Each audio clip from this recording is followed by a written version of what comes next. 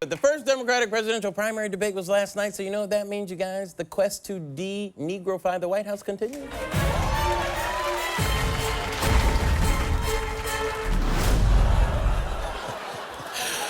Okay, so in last night's debate, or as I like to call it, the search for Hillary's running mate,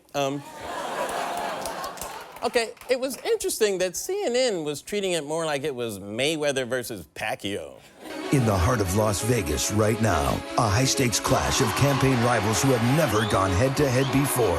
Hillary Clinton, the frontrunner, Bernie Sanders, the surprise threat. 3 other political veterans are in the mix. 3 other political veterans in the...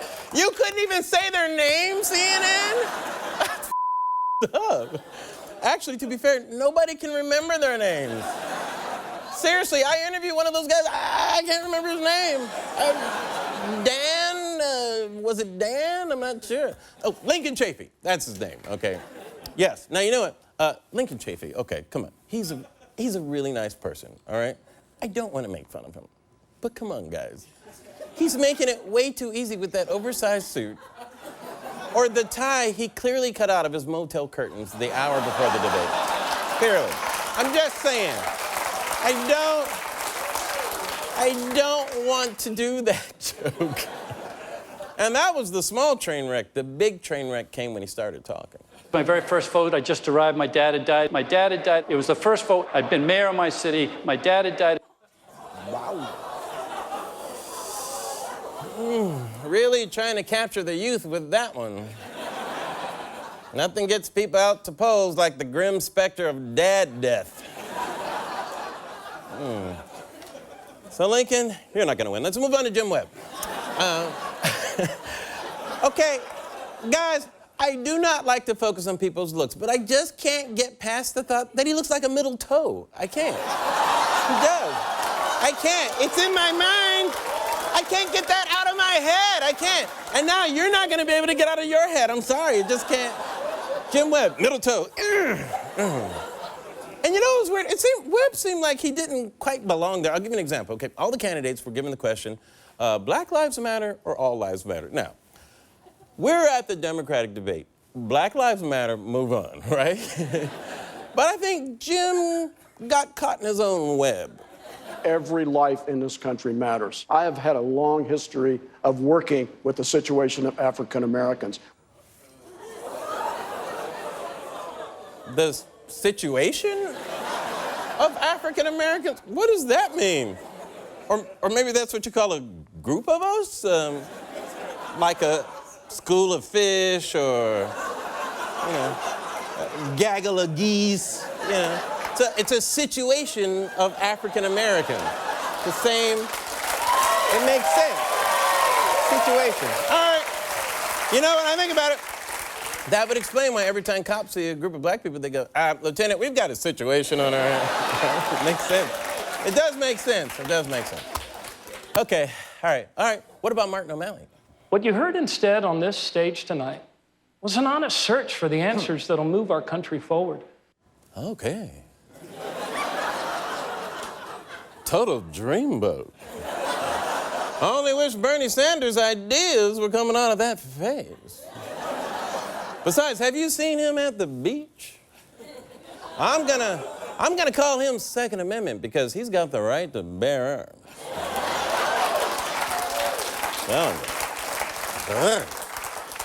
All right, but overall, the debate for president, it was really between Hillary and Bernie, right? Which culminated in this epic moment. I think the secretary is right. And that is that the American people are sick and tired of hearing about your damn emails.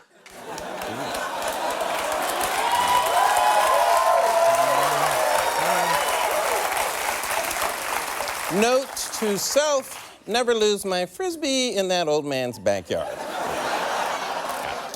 But what a gallant move that was. I give Bernie a lot of credit. I mean, he's defending the lady's honor at his possible political expense. That is some sweet-ass Vermont maple syrup socializing right there, ladies and gentlemen, right?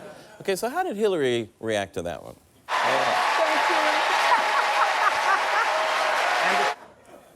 Wow. I mean, what an adult response. Two people who are in an intense competition for the most powerful job in the world, but treating each other like reasonable human beings. But nice moments like that, they don't stack up ratings-wise, guys. This debate was down 42% compared to the last Republican debate. I guess people prefer their debate hand interactions to be a bit more spazzy.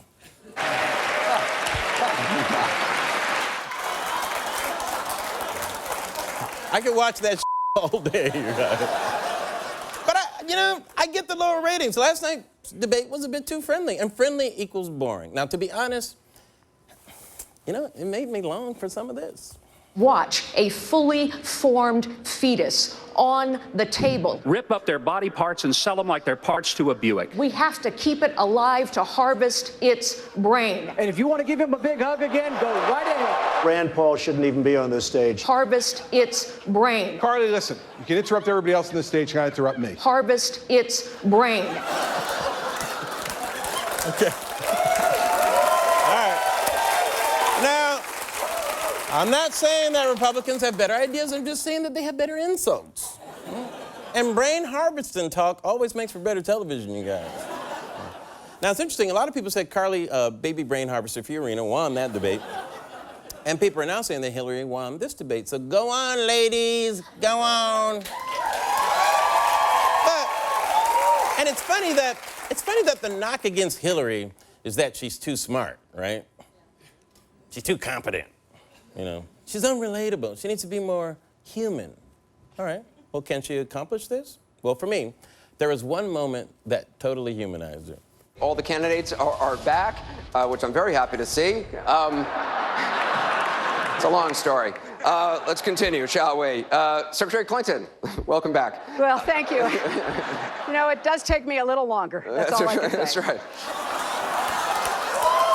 Hillary, peace! Hillary, oh my God, she's just like me. I'm voting for her. I didn't know that she peed. That's really what it comes down to. Many people felt this debate was boring, but for me, one of the most exciting moments last night actually happened during a commercial break. If you love shrimp like I love shrimp, come to Red Lobster's Endless Shrimp for as much as you want, any way you want it. That's right, bitches. It's endless shrimp season. Woo! That's right.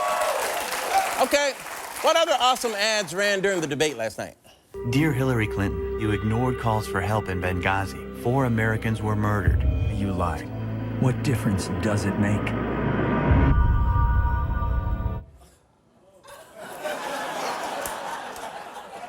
I mean, come on, right-wing ad people. Can't a brother enjoy endless shrimp? All right, Lincoln Chafee, cheer me up. My dad had died. Okay, that's enough.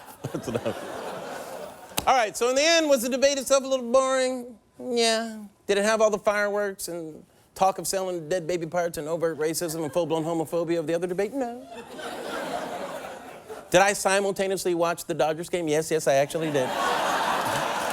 That's a real photo.